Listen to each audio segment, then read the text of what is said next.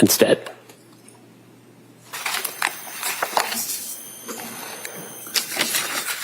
One moment, please.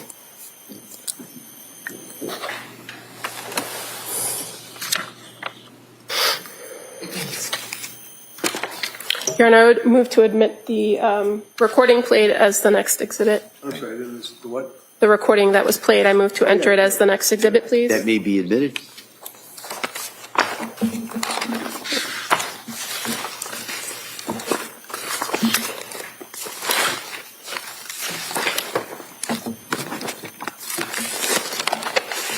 If I can find it. Here it is. Thank you. 284. Thank you.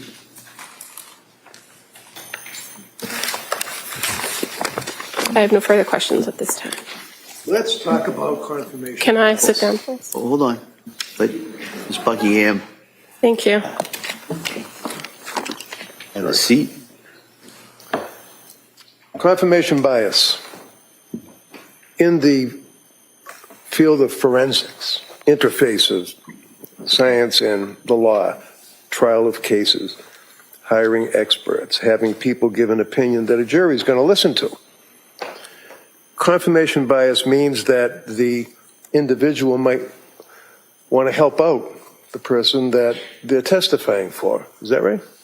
It can be, yes. So in other words, if you have a shooting case and you're a ballistics guy, and without the ballistics showing that the defendant's gun shot the victim, the government has no case.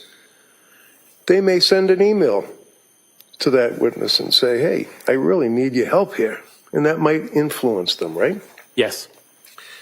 Now you got involved with this case, as you indicated, out of my request, obviously. Yes. Compassion. Correct.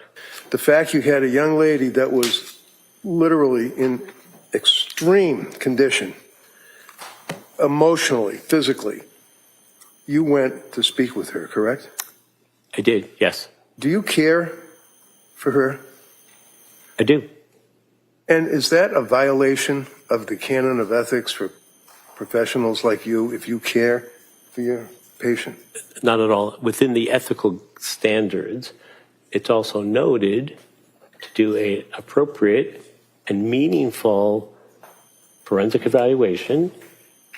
It's strongly suggested you develop empathy and rapport.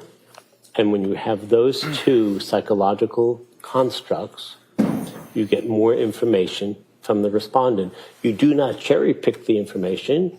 You include warts and all in your report. That avoids confirmatory bias, and you avoid confirmatory bias by also not looking at conclusions that other examiners come up with when they render their opinions, and you do your evaluations independent of anyone else. You do it by yourself. How many times did you see her? At the time that my report was No, right about now. 60 times. How many hours have you put in sitting with Lindsay, either in the hospital or evaluating? More than that, roughly. And you have all of that information that you have brought here today to to testify to this jury. Is that correct? Yes. Are you confirmed bias? Are you not telling the truth just to help Lindsay out, or is this your opinion based upon your review of the records, your interview of her, whether or not you care for her or not? Overrule. I am telling the truth. Yeah. You can re-ask that question. That answer will be stricken. So you can't tell someone you're telling the truth, and say that's up to the jury to decide. Your opinion is based upon all of the times that you met with Lindsay, right?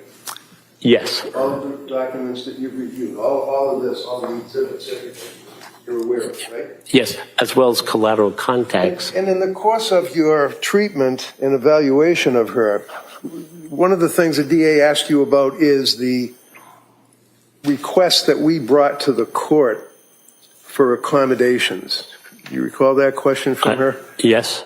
And is it your understanding that the request that we had seeking help from the judge was that she not be chained to a van when she's brought into this courthouse Objection. No, for a 5-week trial? Yes, from Duxbury to Plymouth. And her medical condition with her paralysis and all of the rest of the bodily functions that you lose, that's a concern, isn't that right? Very much so, yes. And we also had to have the help of nurses that would be available in the event that there was any type of emergency issue, correct? That we had to Objection. ask of the no, court. overruled. Yes, they're here every day.